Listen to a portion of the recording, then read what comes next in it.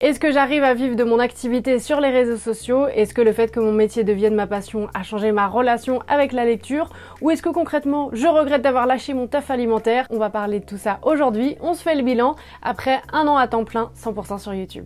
Bonjour et bienvenue, ici votre bon vieux Jeannot. Au moment où vous regardez cette vidéo, ça fait un an que je suis à temps plein créatrice de contenu, journaliste littéraire, appelons ça comme vous voulez. Il y a tout un tas de mots pour définir mon activité qui d'ailleurs est un peu plusieurs activités à la fois. Et je me suis dit que ça pourrait être sympa, voilà, d'en discuter ensemble. Je vous ai demandé sur Instagram si vous aviez des petites questions pour moi. La réponse était oui, ça m'a fait plaisir de ne pas me prendre un énorme vent. Et donc aujourd'hui, je vais y répondre. Franchement, Team Jeannot, pas de tabou entre nous. Hein. J'ai pris toutes les questions, je les ai mises dans différentes catégories, comme vous pouvez le voir dans le chapitrage. Comme ça, vous pouvez aller direct s'il y a une partie qui vous intéresse plus qu'une autre ou que plus tard vous voulez revoir un petit bout. Et on va commencer plutôt sur la partie technique. La première question, c'est quel matos j'utilise. Ça dépend des tournages, si je suis en intérieur ou en extérieur, mais je vous mets toujours toutes les infos en description, donc si jamais voilà vous avez envie d'avoir plus d'infos, n'hésitez pas à les regarder. Là typiquement pour un tournage comme aujourd'hui, j'ai deux lumières devant moi, un petit peu de lumière derrière mais qui clairement font partie de mon habitacle, un petit micro cravate et un appareil photo. Alors je vais tricher parce que moi-même je me souviens pas toujours. C'est un Canon, le EOS M6 Mark II et j'utilise un objectif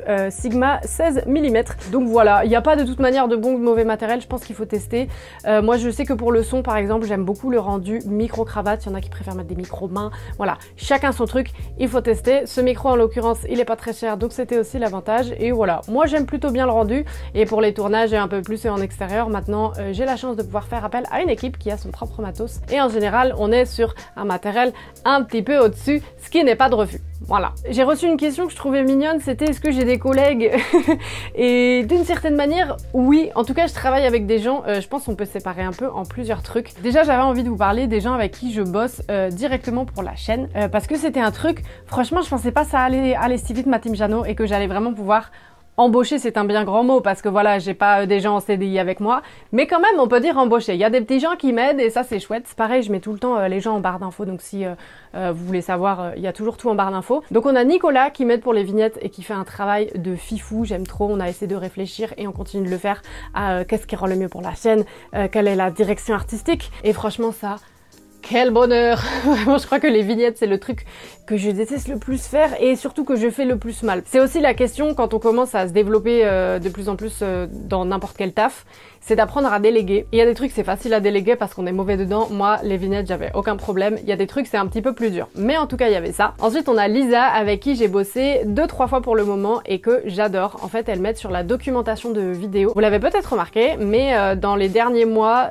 j'ai eu envie de faire de plus en plus de vidéos longues et de faire des vidéos un petit peu comment dire, recherché, ou en tout cas où il y a du taf un peu d'écriture derrière et de devoir aller chercher aussi pas mal d'infos et où je me suis rendu compte que le planning il était pas au max ces derniers temps. Malheureusement j'ai été vite dépassée dans plein de trucs et donc Lisa elle m'aide à aller chercher les infos pour moi, donc elle me fait un peu une première documentation en fonction du sujet, je lui dis un peu de quoi j'ai envie de parler, parfois je lui mets quelques sources et elle fouille et après c'est à moi de prendre tout ce joyeux bazar et d'écrire et de faire des recherches aussi à côté et j'aime trop. Déjà ça permet je trouve d'avoir un regard sur une vidéo même si ça reste moi qui choisis le sujet etc, mais où on peut quand même discuter de la meilleure manière d'aborder l'angle et tout, sur comment faire une écriture un petit peu catchy, un petit peu sympa, qui va retenir votre attention et ça j'aime trop. J'espère qu'on va pouvoir continuer de bosser ensemble, notamment sur les vidéos Mère Jeannot, qui sont vraiment un format que j'adore. Vraiment, je suis trop contente de le faire parce que, en fait, il date un peu en vrai sur la chaîne. Je crois que ça fait 2-3 ans que j'essaye de le faire. Et au début, il était un peu plus court dans le format et donc ça marchait pas forcément autant. Et là, je me suis dit, non mais en fait, il faut du format long. Il faut un truc d'au moins 20 minutes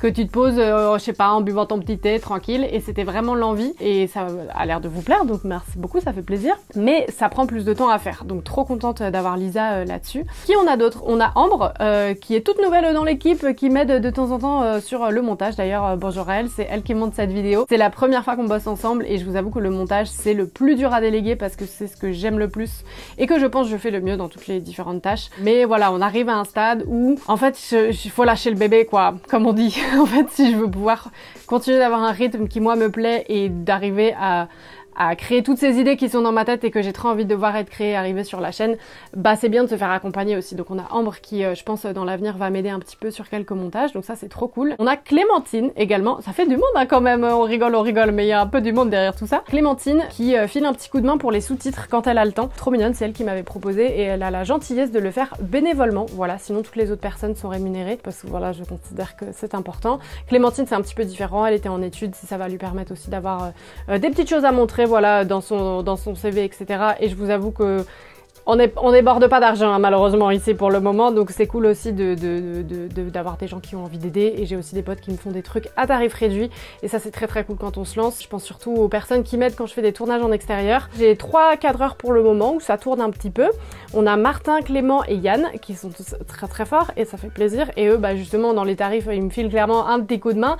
Et on a aussi Clément qui est ingé son et qui m'aide sur les tournages, donc voilà, ça vous donne une petite idée des gens avec qui je bosse et avec qui je suis très contente de bosser, ça se passe très bien. C'est fou de se dire que c'est des gens avec qui je bosse depuis moins d'1 an et où en fait c'est un peu long de trouver un peu la dynamique, de travailler ensemble, d'essayer de partager un petit peu ma vision et de comment j'ai envie de faire les choses et de manager les gens.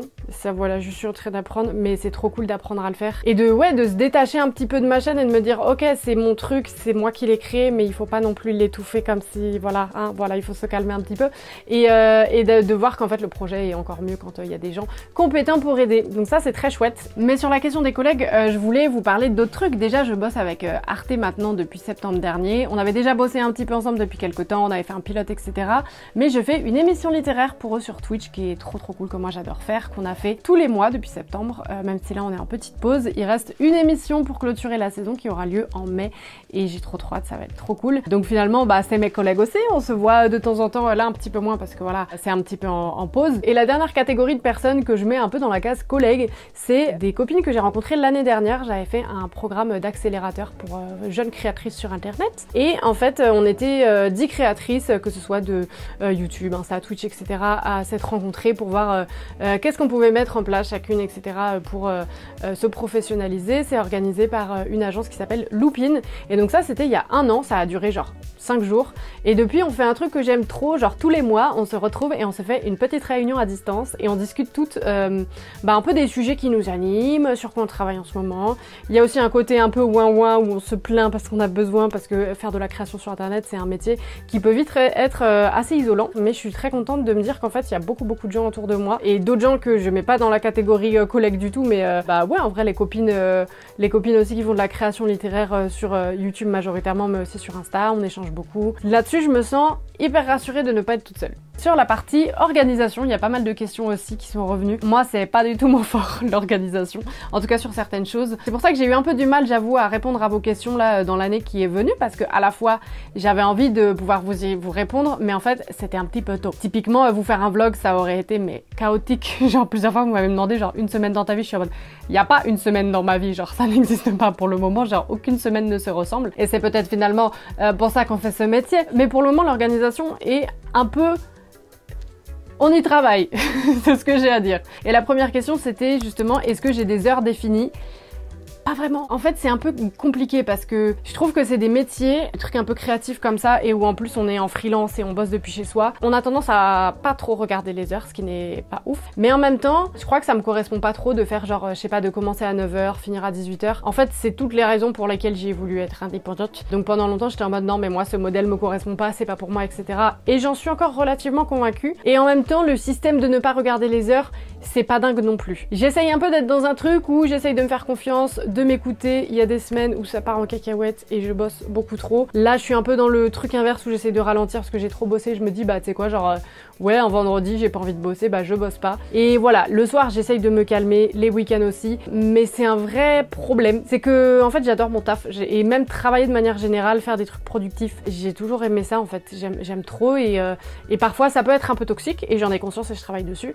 Mais en même temps, c'est dur de dire stop quand on aime trop son travail. Donc bon, j'essaye de l'apprendre, de me dire que de toute manière, on n'est pas sur un sprint, on est clairement sur un marathon et que j'ai envie de faire ce métier très très longtemps. Donc Ça sert à rien de se faire un claquage dans la première foulée, mais c'est dur. Honnêtement, combien d'heures par semaine ça te prend? Pareil, ça va être difficile de vous dire. En fait, ça dépend trop des semaines, mais quand même, beaucoup trop, je pense. On va dire une 50aine d'heures par semaine. Mais il y a plein de trucs à prendre en compte. C'est que le temps de réflexion, j'ai pas envie forcément de le mettre dans cette case-là, mais il y a plein de moments où en fait je suis en moment de pause et ça me fait penser à mon taf. J'ai pas envie de dire un truc en mode le travail ne s'arrête jamais, mais malheureusement j'en suis un peu à ce stade et c'est pas du tout un bon exemple et je travaille dessus pour essayer de pas avoir tout le temps la tête dans le boulot parce que j'ai du mal à poser le cerveau. Moi je ne voulais pas devenir ma boss toxique, mais je le suis un peu parce qu'il y a un peu ce truc de bah malheureusement le boulot si tu le fais pas il va pas se faire. Donc je suis un peu dépassée, mais j'y travaille.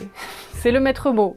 C'est pour ça que je voulais pas vous raconter aussi, c'est trop chaotique. L'autre question que j'ai reçue, c'est quelle est la plus grosse différence dans ma manière de travailler maintenant que je suis à temps plein. Ce qui a le plus changé, c'est que je pense que j'essaye d'avoir une vision long terme. Avant, c'était... Comme c'était pas un boulot à part entière, même si bien sûr il y avait une envie de se développer sur YouTube, etc. C'était pas forcément réfléchi autant. Là, je me dis, je sais qu'il y a des choses qu'il faut que je mette en place, genre maintenant, que sur le moment ça m'emmerde, mais que sur le long terme ça va être rentable. Par exemple, tous les trucs administratifs qui fait qu'après on évite des rendez-vous avec les impôts, ça c'est mieux, voilà, je parle d'expérience. Et aussi, ouais, de commencer à bien s'entourer, de bosser avec les gens, parce qu'il faut apprendre à le faire en fait, il n'y a pas le choix. Une autre question c'était comment est-ce que je choisis les thèmes de mes vidéos. J'ai un gros dossier sur lequel je note plein de trucs, vraiment j'ai dû l'ouvrir au tout début de ma chaîne donc il y a des idées qui datent, des idées qui sont pas forcément très bonnes, mais je laisse un peu tout et ça me vient un peu comme ça, voilà, ça me frappe, c'est l'inspiration divine et ça me vient à différents moments, je sais pas, parfois je vais mater un film ou écouter une musique et ça va me faire penser à quelque chose. Souvent l'actualité aussi, ça peut m'y faire penser, de regarder des vidéos YouTube d'autres personnes, ça peut me donner une idée, etc. Parfois c'est vous aussi, vous m'écrivez des petits messages très mignons pour me dire Jadon, ça ce serait une super idée de vidéo. Donc c'est un peu un mélange de tout ça. Et comment je choisis, bah j'essaye quand je peux d'avoir un peu une temporalité liée à l'actu, sans que ce soit genre actu chaude, mais par exemple bah pendant le Covid j'ai fait des trucs en rapport avec ça, etc. Et beaucoup à l'envie. Je sais que parfois il y a des vidéos que j'ai envie de faire et où je sais que là tout de suite, enfin que j'ai envie, je me dis ce serait une bonne vidéo, mais j'ai pas forcément ni le temps ni l'énergie, donc je me dis on verra plus tard. Donc c'est à peu près ça, voilà. L'autre question c'était concernant les documentaires, comment est-ce que je choisis les invités? Bah c'est en général après pas mal de temps de recherche sur le thème et d'avoir vu soit des gens qui étaient invités dans d'autres médias ou qui en parlent, où je me dis ah ça pourrait être intéressant, ou de lire des livres sur le sujet sur lequel je bosse et de me dire ah bah cette personne elle a une spécialité sur le sujet, ça peut être cool. Il y a aussi la question des affinités, sans faire de l'entre-soi bien entendu. Je trouve que c'est intéressant aussi de mettre en avant peut-être des parcours et des personnes que moi je trouve trop stylées et qui ont un truc à raconter et que peut-être on n'a pas déjà vu dans les médias classiques ou quoi. Ce que je veux dire par là, c'est que je crois que ma vision des choses est un tout petit peu en train de changer. En fait là, le docu sur lequel je bosse, quand j'ai commencé à le faire, je voulais avoir des bêtes de personnalité, voilà. Je voulais avoir tout le gratin et il s'est passé plusieurs choses. Déjà ça prend un temps fou d'essayer d'avoir des personnes un peu connues et j'avais pas forcément ni les ressources ni le temps parce que il est en autoproduction pour le moment, en tout cas celui-ci. Pour le moment j'ai pas encore bossé avec une boîte de prod, ce que j'aimerais faire à l'avenir pour justement dégrossir un peu tout ça, mais dans le fait de trouver les invités, en fait parfois c'est hyper long, parfois faut négocier, etc. Donc ouais, ça m'a questionné là-dessus, de me dire bon ok, déjà tout le monde n'est pas accessible et c'est pas grave, et de me dire à la fois j'aurais envie d'avoir ces gens parce que ça me fait grave gaulerie et il y a plein de gens que j'admire, que j'aimerais avoir sur la chaîne et je ne désespère pas, pardon, je viens de vous donner un petit coup. Je me pose un peu la question de si j'ai quelqu'un qui a été vu déjà dans plein de médias et qui a déjà un peu dit ce qu'il avait à dire, est-ce que ça va avoir une valeur ajoutée sur la chaîne? En tout cas c'est un truc qui me questionne en ce moment. Donc voilà, j'essaye de faire un truc quand même relativement neutre, sauf le documentaire qui arrive qui est très personnel, mais sinon quand c'est plus des sujets d'actu, j'aime bien malgré tout l'idée d'avoir des personnes de bords différents. Typiquement sur l'intelligence artificielle, je trouvais intéressant d'avoir des personnes qui n'ont pas le même avis. Peut-être vous vous doutez de mon avis dans les documentaires, mais malgré tout, je vous donne un peu différents témoignages et différents discours, et après c'est à vous de choisir, je suis pas là pour vous dire quelle est la bonne décision et machin, etc. Et ouais, en tout cas de trouver des gens qui ont des choses à dire là-dessus, dont le discours me semble intéressant et argumenté. Voilà. Il y avait une question également sur les prochains projets, les nouveautés. Qu'est-ce que je peux vous en dire? Déjà, malgré tout, les projets et les nouveautés, ce sera d'avoir une meilleure organisation. Déjà, je pars en vacances cet été et je le dis dans cette vidéo pour l'acter, parce que typiquement dans l'organisation, depuis que là je suis à temps plein, je m'étais dit que je prendrais régulièrement des vacances À chaque fois les vacances elles ont un peu sauté, j'étais en mode bah oui mais il y a toujours plein de choses à faire donc je peux pas trop partir en vacances alors qu'à la fin de la journée je ne sauve pas des vies, vous et moi nous sommes bien d'accord. Là j'ai un peu l'impression, je vous avoue, de faire un petit tunnel pour sortir tout plein de projets que j'avais envie de faire et parce qu'aussi soit il y a des partenariats dessus donc il y a des deadlines, soit c'est des bourses que j'ai gagnées ou ce genre de trucs et où du coup pareil bah il y a des dates, tu peux pas sortir ton projet 3 ans plus tard. Donc là je suis un peu en mode je fonce un peu tête baissée, donc ce sera déjà d'avoir une meilleure organisation. Mais sur les projets, je réfléchis déjà à mon prochain documentaire que j'ai trop hâte de vous faire, qui parlera d'ailleurs, qu'est-ce que je peux vous en dire sans trop vous en dire? Allez, je vous en dis beaucoup, on s'en fout. Ça parlera d'écologie, voilà, du livre et d'écologie. En fait, je trouve comme le livre est sacralisé, il y a plein de sujets qu'on n'évoque pas, et notamment l'écologie, donc je partirai sur un truc là-dessus. Donc c'est un peu le prochain gros bébé sur lequel j'ai envie de bosser. Des épisodes de Mère Jeannot, pareil. C'est un peu le truc à venir, je pense que je vais essayer de vous en sortir plus régulièrement parce que j'aimerais trop que ce soit un rendez-vous au moins un tous les 2 mois, ce serait trop chouette. Lisa, j'espère que tu es prête pour qu'on s'y mette. Quoi d'autre? Écoutez, Arte, je ne peux pas trop vous en dire pour le moment, mais j'espère pouvoir continuer de bosser avec eux parce que c'est quand même très cool. Un dernier truc que j'aimerais bien, mais voilà, il faudra voir si ça se fait, c'est de reprendre mon émission Les Bouquins d'abord. Si vous êtes là depuis longtemps, vous la connaissez, sinon vous ne la connaissez pas. En gros, le projet c'était de se poser avec des potes autour d'une table, de manger un bon repas et de parler bouquins. Et avec des potes qui, certains lisent beaucoup, d'autres pas beaucoup, et de faire un peu une petite émission autour de ça, j'aimais trop et je vous avoue ça me manque, donc ça demande un peu d'organisation, d'où l'intérêt peut-être de bosser avec une boîte de prod, donc c'est un peu ça la suite pour le moment. Et j'aimerais trop faire quelques collabs aussi, parce que je vous avoue sur ma chaîne j'ai pas eu l'occasion trop de le faire encore pour le moment. Donc s'il y a des gens que vous aimez bien, avec qui vous aimeriez voir votre petit Jeannot collaborer, bah dites-moi ça dans les commentaires. Ensuite, le sujet important quand on parle de YouTube, c'est la thune. J'ai eu une question sur mon modèle économique, qu'est-ce que c'est? Pour le moment c'est un mélange de plusieurs trucs. Bon, déjà on a l'argent de YouTube directement, donc les publicités, ce qui représente très peu, je crois que je dois être à 100 ou 200 € par mois, donc vraiment c'est pas avec ça qu'on vit, mais quand même, il y a un peu d'argent des publicités, il y a les partenariats, majoritairement sur YouTube, mais un peu sur Insta, etc., d'avoir des petits encarts de publicité, ou en général j'aime bien quand même faire des contenus, plus faire une vidéo dédiée quand je peux, surtout quand c'est avec des maisons d'édition, on essaye plus de réfléchir à un thème de vidéo sur lequel on peut bosser ensemble. Je vous avoue que ça m'épanouit beaucoup plus. Moi je n'aime pas vendre, je sais pas, genre il y a un côté où il faut que j'apprenne à le faire et ça fait partie de mon taf, mais je sais pas, j'ai trop du mal. Donc il y a ça, donc les partenariats, les bourses de financement, donc ça, si vous êtes créateur ou créatrice de contenu, écoutez, c'est pour vous, c'est maintenant. Le CNC Talent, qui en fait propose des bourses aux créateurs et créatrices de contenu en ligne. Quand genre vous avez un projet qui demande un peu de thunes et que vous avez besoin, bah typiquement moi c'est comme ça que je finance en partie mes documentaires. J'ai eu aussi une bourse de la SCAM, donc la Société des auteurs. Donc voilà, ce genre de choses quand même qui aident bien. Franchement ça aide autant que les partenariats dans l'équation, donc ça c'est très cool. Qu'est-ce qu'on a d'autre? Les conférences et les interventions de manière générale, ça c'est un truc, je vous avoue, je savais absolument pas que ça allait rentrer en compte, et en fait bah je fais pas mal de conférences notamment auprès des professionnels du livre, donc des bibliothécaires, des gens qui bossent un peu dans ce milieu-là, pour leur apporter mon expertise entre d'énormes guillemets sur le monde du livre et surtout comment donner envie aux jeunes de lire, mais surtout leur montrer que bah les jeunes ils lisent déjà en fait, donc vous en faites pas, et trouver un peu des moyens de les faire venir en bibli. Donc je fais ça, parfois je donne des cours, ça c'est trop chouette aussi. Le financement participatif, c'est le moment pour moi de vous dire d'aller sur mon Patreon, ne pas hésiter, parce que ça aide aussi beaucoup, et j'aimerais trop pouvoir vivre que de ça, je vais pas vous mytho, j'aime trop l'idée d'avoir un soutien de la part de la communauté, et de se dire que c'est ça qui permet de faire mon taf. Si vous avez envie de soutenir, ça fait toujours plaisir, et je crois que j'oublie un truc. Et Arte, voilà, Arte quand il y a des petits financements de temps en temps, ça fait plaisir. Donc voilà, c'est un peu ça l'écosystème. Les 3 trucs je dirais qui sont quand même les sources de revenus principales, c'est les partenariats, les conférences et les bourses d'aide. Mais au moins l'avantage c'est que dans mon modèle il y a un peu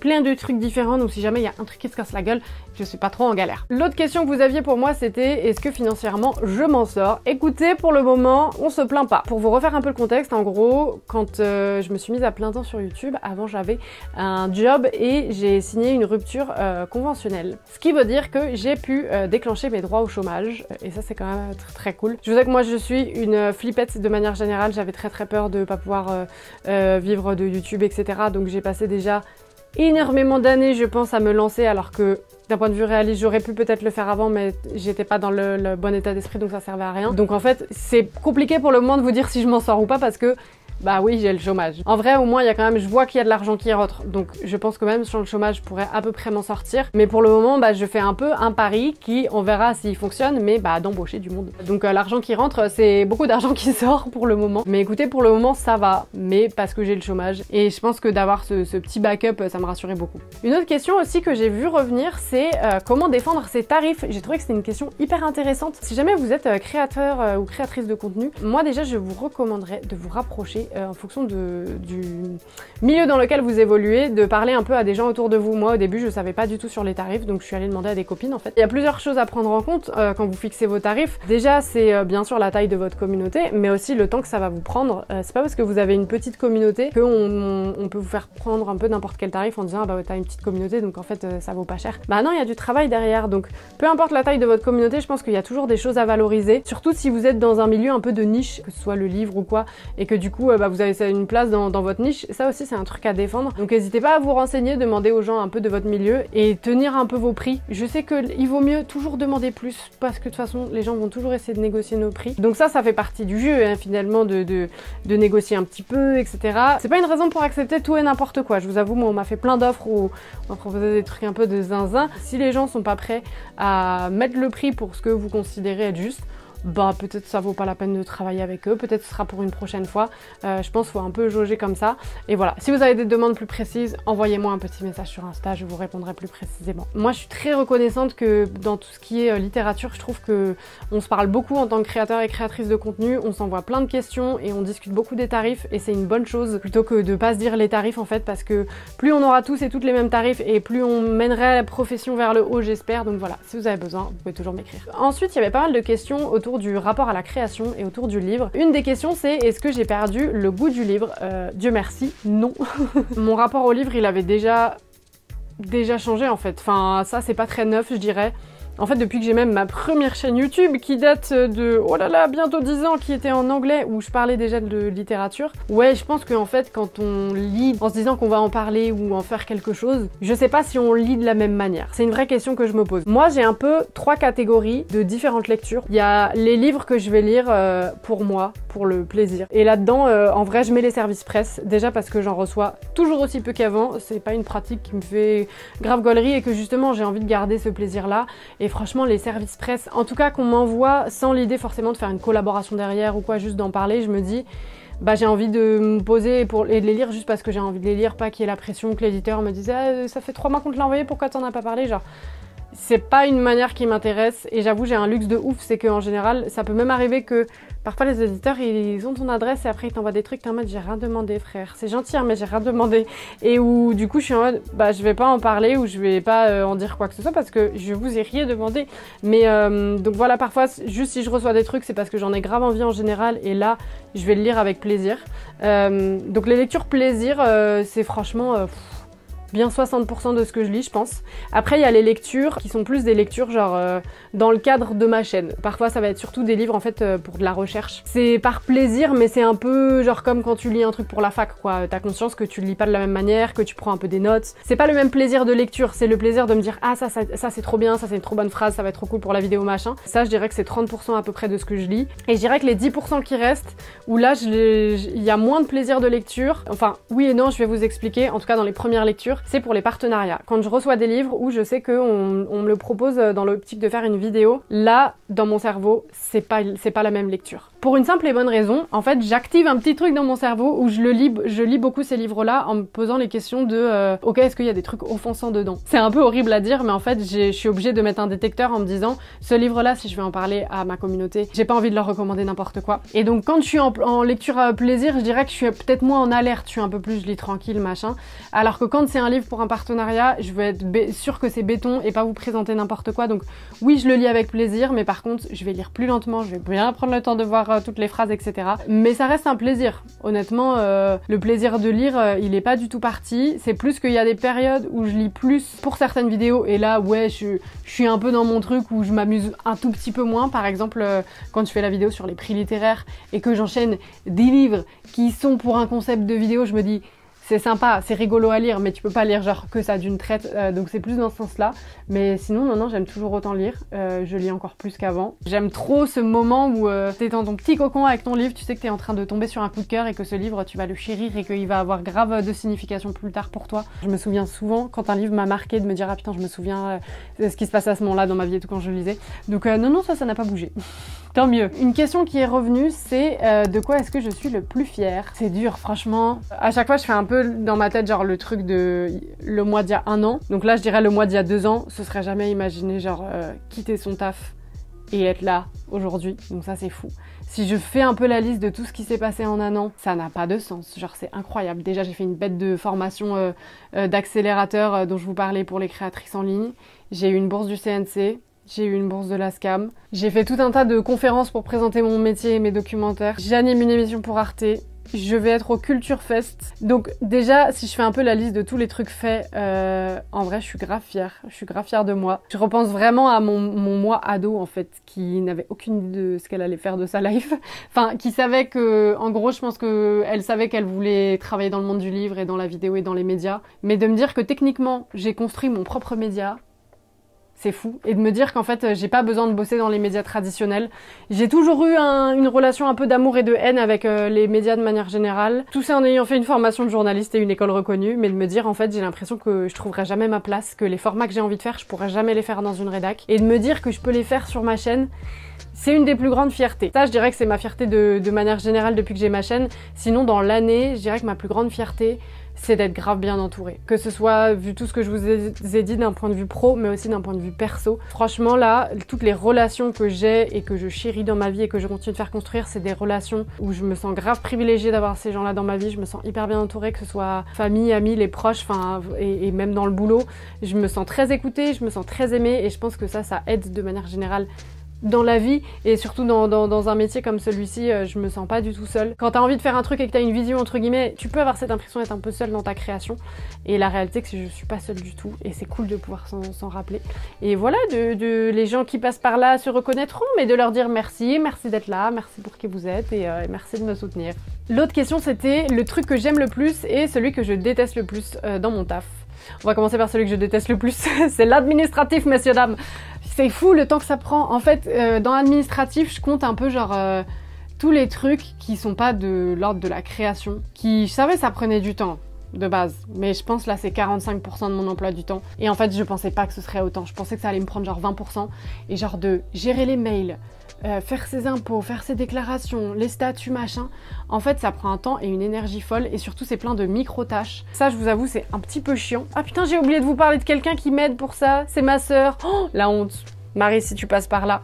J'ai quand même ma sœur qui m'aide un peu sur tout ce qui est partenariat, etc. Où elle dégrossit un petit peu pour moi, mais en fait on en discute entre nous, donc ça reste quand même un truc qui prend pas mal de temps. Et ouais, toute la partie un peu prod des tournages qui est relou en fait, de trouver les bonnes personnes à interviewer, aller faire des repérages, gérer en soi les équipes de tournage et tout, en fait ouais, tous les trucs un peu administratifs. Mais je peux pas être tranquille dans ma petite grotte à écrire des vidéos, ça j'avoue, j'aime pas. De manière générale, j'aime pas. Et pour autant, le truc que je préfère le plus, c'est d'être en extérieur en fait. Ce qui arrive beaucoup plus que j'aurais pu le penser, mais de rencontrer les gens, que ce soit sur les tournages, dans les conférences, aux émissions, Arte et tout. C'est con hein, ce que je vais dire, mais en fait, vous avez beau être là en train de regarder cette vidéo, c'est difficile pour moi d'imaginer que vous êtes des vraies personnes. Je le sais, intellectuellement je le sais. En fait, tant qu'on voit pas les gens dans la vraie vie, on se dit ouais c'est cool, je fais des petites vidéos, peut-être qu'il y a des gens ils apprécient, voilà. Et un jour tu rencontres quelqu'un qui te prend par la main et qui te dit en fait genre tu m'as redonné envie de lire. Et là, je me dis, mais vas-y, c'est bon, genre, je peux prendre ma retraite, genre, le taf, il est fait. C'est très bête à dire, mais ça change tout. Ah, ça, c'est une question que j'ai trouvée trop intéressante, c'est est-ce que j'ai l'impression de faire plus de marketing que de création de contenu? En vrai, ça va. Mais c'est clair que cette partie-là, c'est comme je vous le disais, pas celle qui m'amuse le plus. Moi, j'aime pas vendre des trucs. J'ai l'avantage de beaucoup bosser avec des maisons d'édition, donc j'ai pas l'impression de vendre trop, ou en tout cas de vendre des produits qui n'ont rien à voir, et j'espère ne pas en arriver là, même si j'ai l'impression que ça fait partie du jeu. En fait, parfois, il y a des moments où avec certains partenariats, je sens que il y a beaucoup la question des vues, du nombre de likes, du nombre d'achats, etc. Et t'es en mode, moi, c'est pas mon job. Genre, moi, je fais une vidéo, après, elle marche ou elle marche pas. Moi, je travaille pas chez YouTube, hein, c'est pas moi qui gère l'algorithme. Moi, il y a pas mal de partenariats où j'ai refusé parce qu'on me proposait des tarifs très bas où justement on me disait oui, mais en fonction de votre coût par mille et de votre nombre de vues, machin. Et j'étais en mode, je capte le délire que vous êtes pas là pour moi, genre vous êtes là pour mes vues et pour mon nombre d'abonnés, etc. Mais il y a un côté un peu très déshumanisant où à la fois, ouais, c'est juste du marketing, faut pas le prendre personnellement, et en même temps, ma chaîne, c'est très relié à ma personne. Et c'est pour ça que j'ai beaucoup de chance où à chaque fois que je vous ai fait des partenariats, c'était des produits dont j'étais, des produits ou des livres dont j'étais grave convaincue. Je trouve hyper important de vous parler de livres que moi je considère être bons, soit des livres que j'ai vraiment adorés, genre c'est des coups de cœur, ou alors des livres que, genre c'est pas forcément ma tasse de thé, parce que je sais pas, le genre littéraire, c'est pas mon truc de prédilection, mais que le livre en soi, j'ai conscience qu'il est bon. Genre c'est un bon livre, et dans la vidéo, je vous dis à qui il va plaire. Et que du coup, j'ai pas l'impression de vous proposer un livre éclaté au sol que j'aurais même pas recommandé à ma famille. Moi, c'est vraiment ça pour moi le plus important. Mais de me dire, au moins j'ai la place aussi pour ça et pour mettre en avant d'autres initiatives, pour parfois des maisons qui n'ont pas forcément l'argent pour, mais que je trouve leurs livres trop cool, donc j'ai envie de les mettre en avant aussi. Donc pour moi, c'est un équilibre. Je me dis, c'est un équilibre qui me permet de continuer de faire mon taf, que je considère hyper important, et pour moi, le but premier sera toujours de dédramatiser le livre et la littérature et de montrer qu'il n'y a pas des bons ou des mauvais livres et que tout le monde a le droit de lire. Et en fait, je me dis à partir du moment où je peux continuer de faire cette mission, ça fait partie du jeu. La dernière catégorie, c'était plus autour de la santé, comment moi je vais, etc. Vous me demandez souvent et ça, je trouve ça trop mignon. La question qui est revenue, c'était un peu mon ressenti général après cette première année. La fatigue. Honnêtement, tout de suite ça casse l'ambiance. Mais en vrai, la fatigue. Je sens que j'ai une fatigue latente qui très sincèrement existe depuis que je suis en école de journalisme, donc probablement, allez, 4-5 ans. Et c'est une fatigue qui est installée, qui est longue à faire partir. Quand j'ai quitté mon boulot, j'ai pas vraiment fait de pause et du coup j'ai pas pris le temps de me poser parce que j'avais 1000 idées, trop envie de faire des trucs, et je pense que ça m'a un peu desservi parce que j'ai continué un peu ce cycle infernal et que je suis encore dedans et que j'en sors difficilement. Je fais quand même des trucs pour, genre notamment déléguer, embaucher du monde, etc. Mais le ressenti général, c'est immense fierté, immense fatigue. Incroyable ce qui s'est passé en un an et je suis hyper contente de tout ce qui s'est passé. Et en même temps, je sais que je suis un peu sur les fils, qu'il faut que je me repose. Le mot burn-out a été employé quelques fois cette année, notamment des amis qui m'ont dit « Jeanne, là, tu me fais un peu peur ». Je trouve que en fait, c'est un métier où tout le monde fait des burn-out, tout le monde continue tout le temps de bosser. Moi, je voulais pas être dedans et pour autant, je me retrouve un peu comme ça et où j'ai du mal à m'arrêter. Et j'ai envie de trouver un moyen quand même plus sain de faire ce que je suis en train de faire. C'est ce qui prime là tout de suite parce qu'au moment où je filme, je suis pas au max et je suis très fatiguée. Mais si on parle vraiment de toute l'année, c'est incroyable. Franchement, cet été, quand je vais re-regarder toutes les vidéos là sur la chaîne, je trouve ça ouf. Tous les projets que j'ai pu réaliser, je suis grave fière. En un an, franchement, j'ai l'impression de m'être un peu imposée, ouais, comme voilà, de youtubeuse littéraire, de commencer à aussi sortir de la sphère juste de booktube. Moi, j'avoue que c'est un truc, je m'en suis jamais cachée sur ma chaîne. J'ai toujours voulu que cette chaîne, elle ait des vues et qu'il y ait des gens qui regardent. Et je trouve ça trop cool de parler à des gens qui aiment lire. Mais moi, mon but ultime, c'est vraiment de parler à des gens qui aiment pas lire, en fait. Genre, quand je reçois un commentaire de quelqu'un qui me dit, pour moi, lire, c'était les classiques et tout, tu m'as grave changé d'avis, tu m'as donné envie de relire alors que je lisais plus, je sais pas, depuis le lycée et tout. Mais pour moi, c'est ça que j'ai envie de faire, en fait. Et là, je sens qu'on arrive un peu à ce moment pivot où oui, je fais du contenu booktube, mais de plus en plus, ça va j'espère en tout cas, s'exporter et aller toucher d'autres communautés et d'autres cibles. Et de voir que ça, c'est en train de prendre forme, ça, c'est trop chouette. Il y avait une question sur l'équilibre vie privée, vie pro. Est-ce que je m'y retrouve? Franchement, ouais. Étonnamment, même si je travaille comme un zinzin, franchement, ça va de fou. J'arrive à faire vraiment pas mal de choses. Le seul endroit où ça pêche un peu, c'est le sommeil, parce que je sais pas faire dodo, voilà. Mais franchement, de fou, genre toutes les semaines, je vais au cinéma, je vais amener mes petits cours de Zumba, je vais à la piscine, je vois des potes, je vois la famille, j'ai même le temps pour des petits flirts, voilà, vous savez tout. Donc non, franchement, cet équilibre-là, il est très chouette et franchement, je trouve toujours le temps et j'arrive à faire, à bouger des choses dans le travail, toujours pour que la vie pro prenne pas le pas sur la vie perso. Mais non, franchement, là-dessus, je suis très contente, je me sens pas genre complètement absorbée par le travail ou quoi, j'arrive à dire stop. Les seuls moments, bien sûr, ça arrive, c'est parfois il y a des petits rushs parce que j'ai un docu qui sort, donc ouais, pendant 2 semaines, je suis un peu dans ma petite grotte machin. Mais comme je vous disais, comme je suis très bien entourée, si jamais ça arrive, il y a toujours quelqu'un qui vient me repêcher pour me dire « Ça fait longtemps qu'on n'a pas entendu parler de toi, Jeannot, comment ça va ?» Donc non, franchement, ça c'est trop cool. Même sur ma thérapie, je continue de la faire, je continue de voir ma psy tous les lundis, alors qu'elle est perpétuée, ouais, ça me prend toute la matinée du lundi. C'est un truc que je mets dans le perso, c'est pas dans le pro, et ça, j'ai aucun problème avec. Donc non, franchement, là-dessus, je suis contente, il y a un bon équilibre. Autre question, est-ce que c'est stressant? En fait, elle est dure, je trouve, cette question, parce que C'est un travail qui est bizarre parce que t'es toujours sur les réseaux sociaux et qu'il y a un truc où c'est dur de couper et où je trouve en termes de temporalité, t'as l'impression que tout est toujours très important alors qu'en fait ça l'est pas. Moi j'ai un peu ce truc de si je publie pas pendant longtemps, j'ai peur que les gens m'oublient. Et parfois en une semaine tu postes grave de trucs et t'as l'impression que t'as rien fait alors qu'en fait genre si. C'est pas un faux stress mais c'est un stress en tout cas qui n'a pas de sens. Comme je disais, je suis pas en train de sauver des vies quoi. Genre donc en soi non, mon travail n'est pas stressant. Après je pense que le plus stressant c'est ouais cette potentielle notoriété, le fait d'être en ligne, le fait que les gens potentiellement soient pas toujours très agréables, que les gens regardent un peu constamment ce que tu fais. Oui ça c'est un peu stressant. Je sais pas, il y a un peu ce truc où j'ai pas envie de me plaindre parce que je sais qu'il y a tellement mille boulots qui sont beaucoup plus compliqués que ça a son lot de stress que d'autres jobs n'a pas, mais inversement aussi quoi. Je pense le seul truc que je pourrais dire par rapport à ça, c'est un peu le stress des algorithmes. Ouais, il y a eu un moment qui était un peu stressant, mais enfin stressant, je sais pas si c'est le mot, mais qui m'a mis un peu mal, c'est mon documentaire sur l'intelligence artificielle qui a été très peu poussé par l'algorithme et qui peut-être d'ailleurs aussi ne vous a pas plu, c'est complètement envisageable et que c'est pour ça qu'il a été moins mis en avant et qu'il y a... Je pense que de manière générale, c'est ce qui s'est passé, c'était peut-être un sujet qui est arrivé à un moment où tout le monde en avait un peu marre d'entendre parler et que du coup ça a fait moins de clics et ça a moins explosé comme les précédents. Donc ouais, il y a un peu ce stress là de dire ok, si quand même tu bosses 6 mois sur un projet et que il marche pas autant que t'aurais aimé, ça fait un peu chier. Même si on n'est pas là pour les vues, si tu postes constamment des trucs que personne ne regarde, au bout d'un moment, ça fait pas toujours plaisir, ça fait partie du job. Et aussi que bah moi, quand je négocie avec des marques ou des maisons d'édition, les chiffres, malheureusement, c'est important. Mais bref, forcément, ouais, le truc des vues, de se comparer les uns et les autres, ça a créé un peu du stress. J'essaye de m'en détacher, même si c'est compliqué. Mais ouais, c'est un peu tout ce que j'ai à dire là-dessus. Il y avait une des questions, c'était est-ce que c'est pas difficile d'être toute seule toute la journée? Ben en fait, je suis pas du tout toute seule toute la journée. Déjà, je télétravaille pas mal avec ma sœur, qu'on embrasse. Salut. Et ça c'est trop chouette parce que du coup bah je suis pas toute seule et je peux parler de mes idées, etc. J'ai souvent des rendez-vous pro dehors. En fait je bosse pas toute seule, ou en tout cas je suis toujours entourée d'autres gens, donc ça je le vis très bien. Et je sors aussi beaucoup, il y a plusieurs endroits où je télétravaille, donc en fait j'ai pas du tout un sentiment de solitude et comme je vous disais je suis très entourée par mes proches, donc en fait je suis rarement toute seule quoi. Si j'ai un petit coup de mou, je vais bosser chez mes parents en Bretagne, manger quelques crêpes et puis c'est reparti quoi. Et la dernière question, pour finir en beauté, c'était est-ce que je regrette de m'être lancée à 100%? La réponse est non, aucun regret. J'y repense parfois de me dire ok, il y a un an j'étais dans un taf qui me plaisait tellement pas, où ça n'avait pas de sens.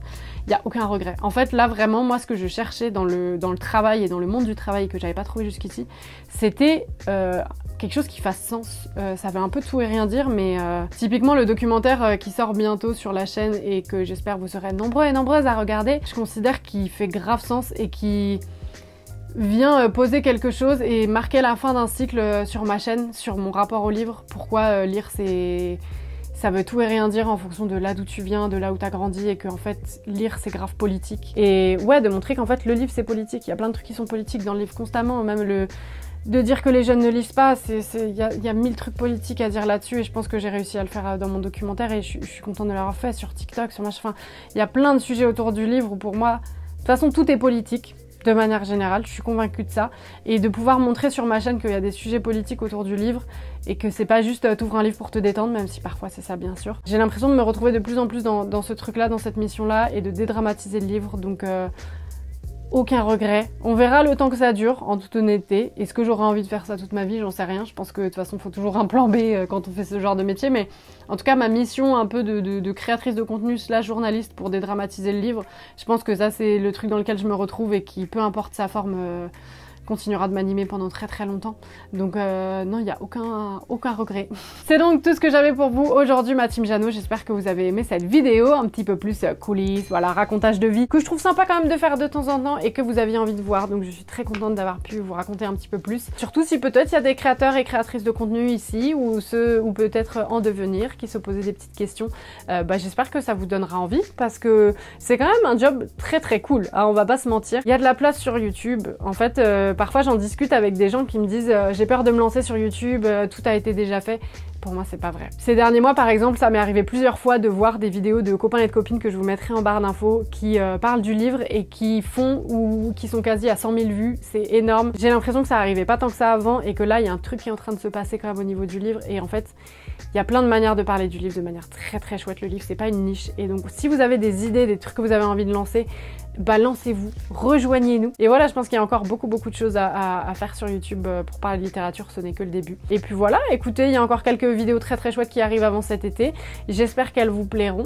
Et n'hésitez pas si vous avez des petites questions dans les commentaires. Et moi, je vous dis à très vite dans une prochaine vidéo. Allez, salut!